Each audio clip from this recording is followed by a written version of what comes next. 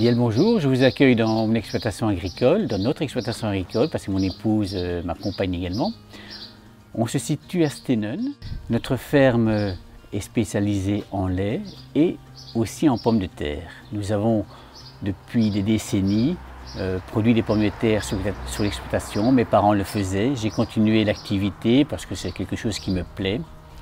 Mais je m'adresse à une clientèle de privés ou éventuellement l'un ou l'autre restaurant. Au niveau des variétés de pommes de terre que nous cultivons sur l'exploitation, nous avons différentes variétés. La variété Binge, qui est la variété traditionnelle utilisée pour les purées, pour les frites.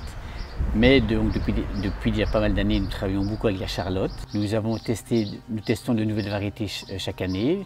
Et cette année-ci, nous avons utilisé la variété Alliance, qui est une variété qui nous a donné pleinement satisfaction l'année passée et dont nous avons de très bons retours. Voilà, l'essentiel de la vente se fait sur l'exploitation. Les personnes viennent quand bon leur semble. C'est une ferme laitière, donc je produis du lait.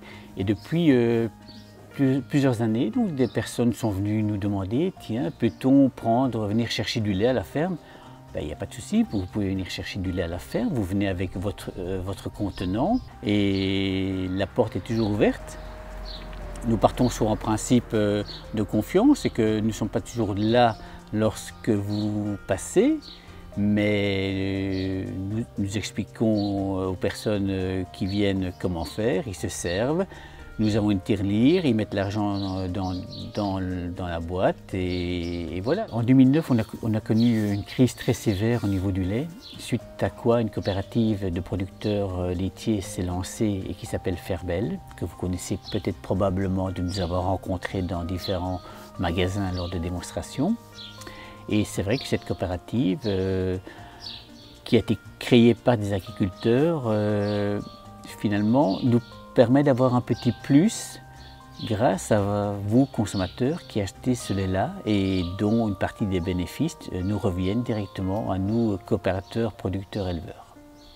Au niveau de ma ferme, j'ai la chance d'avoir un garçon qui est à l'école actuellement, qui est au CFA de Bastogne, qui finalement vient travailler 3 jours par semaine chez moi, fait 2 jours à l'école. Suite à cet apprentissage, Roland aura donc une formation qui lui permettra de travailler donc, comme ouvrier agricole dans des fermes, prendre des responsabilités dans des fermes également. Et qui sait, peut-être que l'avenir lui permettra de reprendre un jour une exploitation agricole comme il en rêve. C'est tout le mal qu'on lui souhaite.